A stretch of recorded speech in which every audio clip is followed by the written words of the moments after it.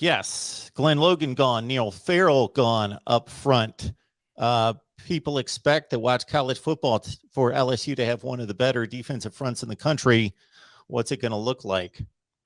Yeah, so let's start with their two best defensive tackles, Maason Smith, five-star Rivals, #1 player in the country coming out in 2020, and he played like it, right, his first couple of games.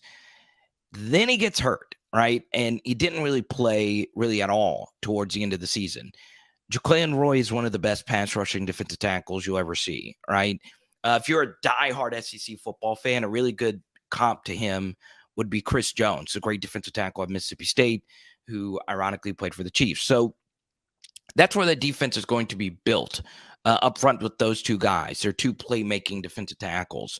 Now, as far as what happens behind them, the name to keep an eye out for is not only Jaquelin Roy, but someone else who was in that same class, B.J. Ojulari, right?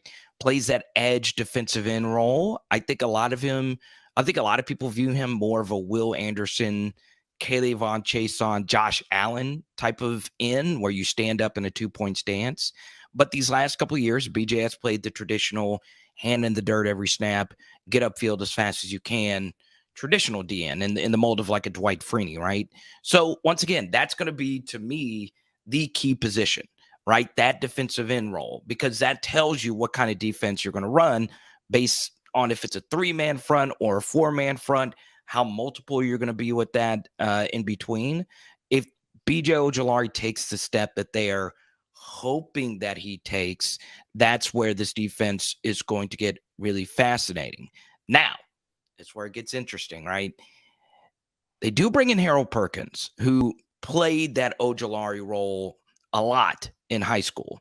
But in general, Perkins was more of a running back when he was in high school than he was an outside linebacker. So I think that's going to be the juiciest story. All right, if you want the juiciest story about this entire defense, it's going to be how do they view Harold Perkins moving forward? Where do they want to play him? How do they want to use him? How does Harold himself want to be used within the defense? Because he could have chose to go anywhere. He was the most sought-after defensive recruit in the late period. So, we'll see what happens with him in particular in year one.